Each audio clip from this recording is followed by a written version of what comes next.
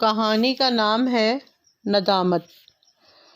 آج حوریہ کی دوسری سالگرہ تھی۔ شام میں اس نے اپنی امی وغیرہ کے لیے ہلکی پھلکی دعوت کا اہتمام کر رکھا تھا۔ سو کام تھا کہ ختم ہونے کا نام ہی نہ لے رہا تھا۔ اوپر سے سونے پہ سہاگا۔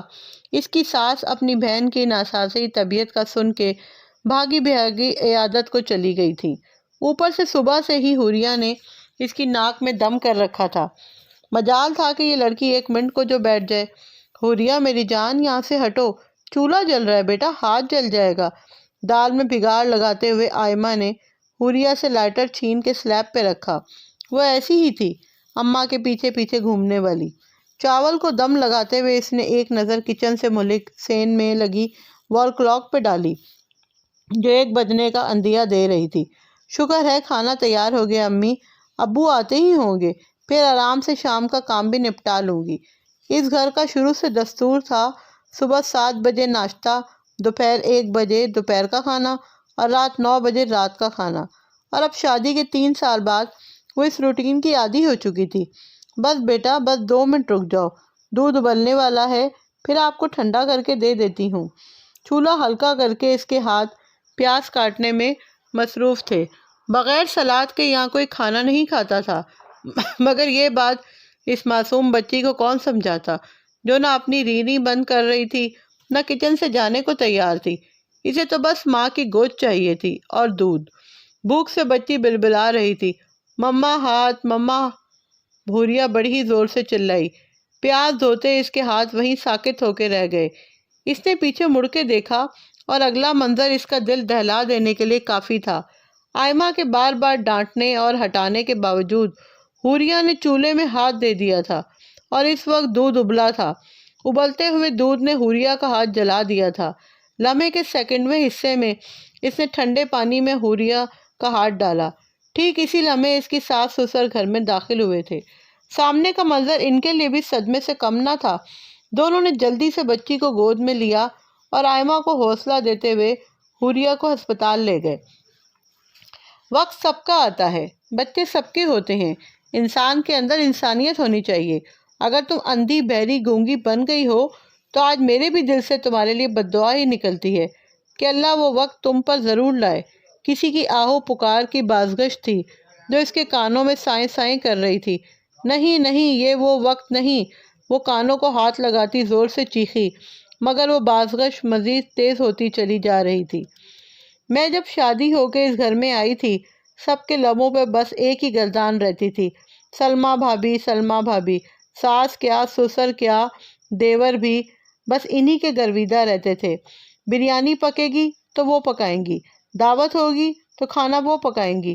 وہ سارا دن کچن میں لگی رہتی اور ان کے بچے ساس سے چپکے رہتے۔ امی روحان نے پوٹی کر دی ہے، ذرا دھلا دیں، میرا سالن جل رہا ہے، وہ آواز لگاتی اور ساس صاحبہ فوراً اپنے لختے جگر پوتے کو باتھ روم لے جاتی۔ میں تو جیسے صرف جھاڑو برتن کے لیے ہی رہ گئی تھی۔ جیسے کبھی کچھ پکا بھی لیتی تو ہر کوئی یہی کہتا، ارے امی سلمیٰ بھابی سے پکوا لیتی نا۔ ہر وقت ایک ہی گردان سن سن کے مجھے فطری طور پہ ان سے حسد اور نفرت سی ہونے لگی تھی۔ میں جہاں امی کو کسی کام سے آواز لگاتی، وہ اپنے بیٹے روحان کو لا تھماتی اور یوں امی میرا کام بھول کے پوتے میں لگ جاتی۔ سلمیٰ بھابی ان دنوں امید سے تھیں، بہت جلد ان کی گود پھر سے بھرنے والی تھی۔ ان کے بچے آپریشن سے ہی ہوتے تھے۔ میرے لیے ایک گولڈن چانس تھا اپنی صلاحیتوں کا لوہا منوانے کا۔ سلمیٰ بھابی نام کا کانٹا بستر پر ہوتا اور اس گھر کا نظام میرے ہاتھوں میں، مگر یہاں بھی میری بدقسمتی ہی مقدر ٹھہری تھی۔ سلمیٰ بھابی کی بیٹی کو سانس کے مسائل کی وجہ سے فوراً نومولود کے آئسولیشن وارڈ میں منتقل کر دیا گیا تھا۔ پورا گھر بس ہسپتال کا ہی ہو کے رہ گیا تھا۔ ارے بھائی ایک بندہ رک جائے، ضروری ہے سب کا رکنا؟ میں گھر میں اکیلی بولا کے رہ جاتی۔ سلمیٰ بھابی گھر آ گئی تھیں، لیکن بچی کو کچھ روز ہسپتال میں رکھنا ضروری تھا۔ اچھا ہے اب اکیلی پڑی رہیں، اکیلے پن کا مزہ چکھیں۔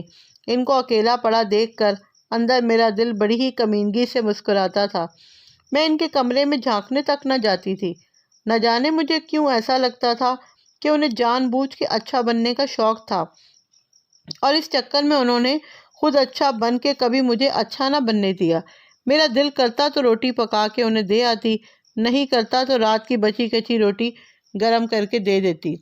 وہ بولتی تو کچھ نہیں، لیکن ان کی آنکھوں سے مجھے خوف آنے لگا تھا۔ ایسا لگتا تھا ان کا بس چلے تو مجھے کچا چبا جائیں، لیکن فی الحال وہ میرے ہی رحم و کرم پر تھیں۔ کچھ ہی دنوں میں ان کی بیٹی ملائکہ صحت یاب ہو کے گھر آ گئی تھی۔ ساس الگ خوش تھیں کہ بچی خیر سے ہے اور چھوٹی بہو نے گھر سنبھال رکھا ہے۔ سلمیٰ بھابی نے ایک بار بھی ساس سے میری شکایت نہ کی تھی۔ مہان بننے کا شوق جو ٹھہرا ہے محترمہ کو۔ میں بڑی ہی کمینگی سے مسکراتی۔ روحان تنگ کرتا تو ڈانٹ کے سلمیٰ بھابی کے پاس چھوڑ آتی، ساس کو سبزی بنانے میں لگا دیتی۔ اب مزہ آئے گا نا، سنبھالیں خود ہی اپنے بچے، تکلیف ہو یا کچھ بھی۔ ٹانکوں کی دکھن سے انہیں مشکل سے اٹھتا دیکھ کے مجھے اور مزہ آتا۔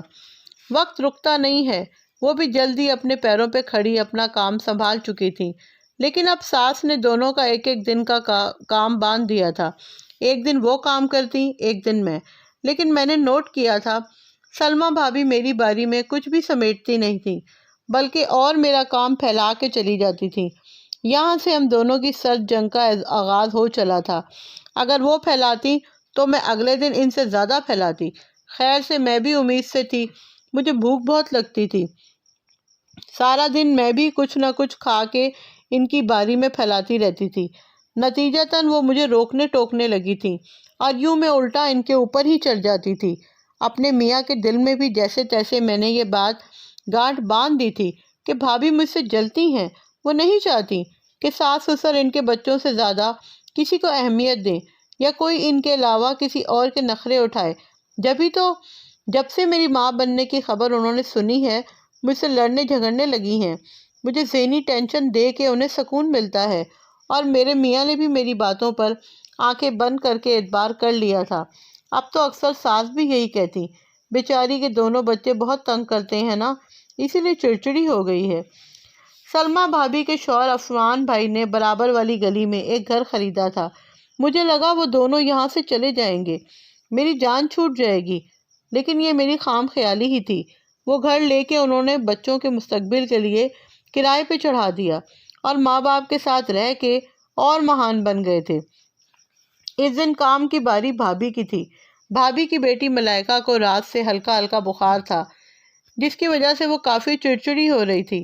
ملائکہ نے نیا نیا چلنا شروع کیا تھا، سو وہ کافی گرتی پڑتی رہتی تھی۔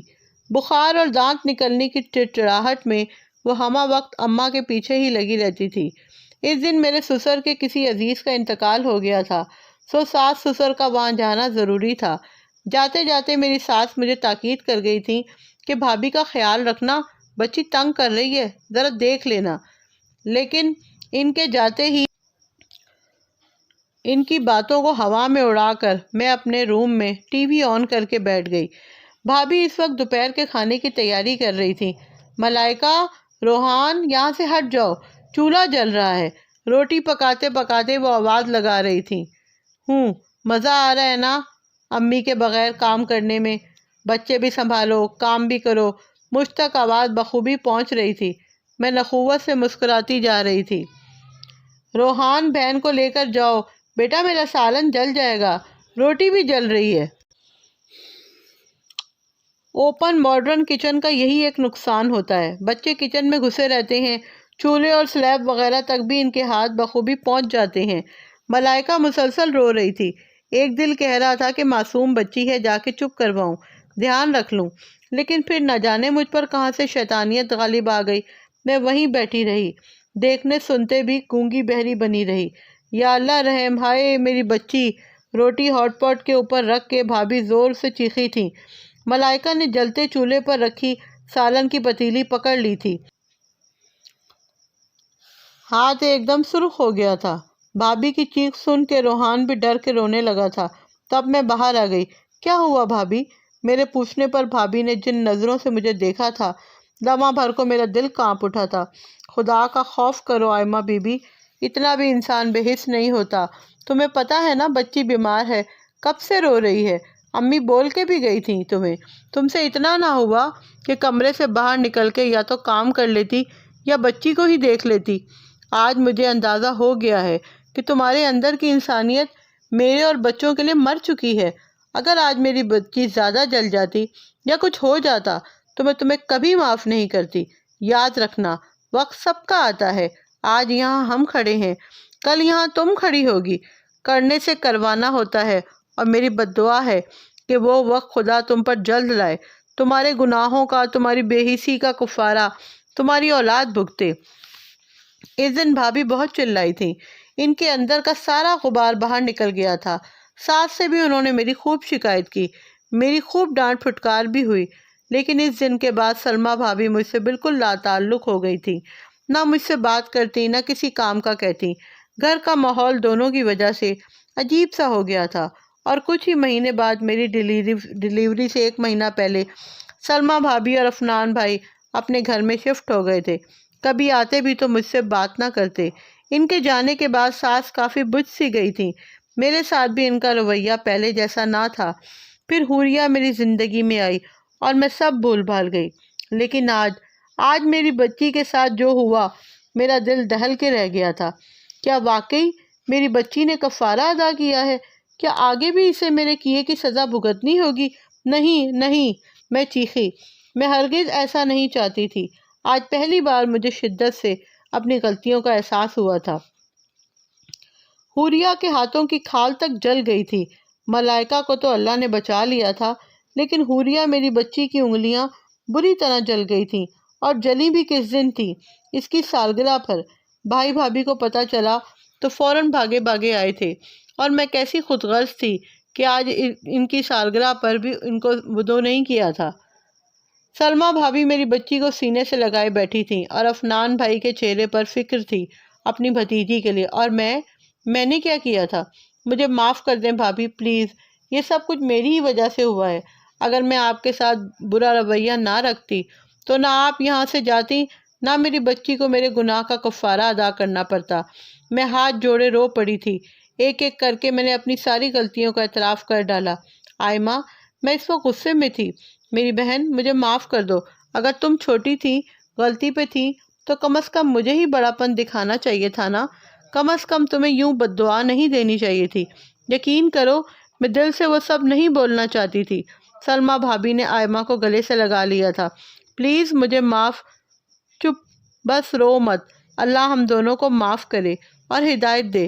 بہت رو لی، اب کیک نہیں کاٹو گی کیا؟ بھابھی نے مجھے بولنے سے پہلے ہی چپ کروا دیا تھا۔ عفنان بھائی کیک لے آئے تھے۔ میں نے ایک نظر حوریہ کی جانب دیکھا، جو ملائکہ اور روحان کے ساتھ کھیلنے میں مگن تھی۔ تکلیف کا احساس تک نہیں تھا اسے۔ نہ اپنی نانی نظر آ رہی تھی سامنے بیٹھی۔ Happy birthday to you, happy birthday to you dear Huriya. تالیوں اور خوشیوں کی گونج میں حوریہ، روحان اور ملائکہ نے مل کر کیک کاٹا۔ میرے ایک احساس ندامت نے بے حسی، خود غرضی اور دوریوں کے تمام بادلوں کو چھٹا کر رکھ دیا تھا۔ دل نے شدت سے اس گھر کی خوشیوں کے لیے دعا کی تھی۔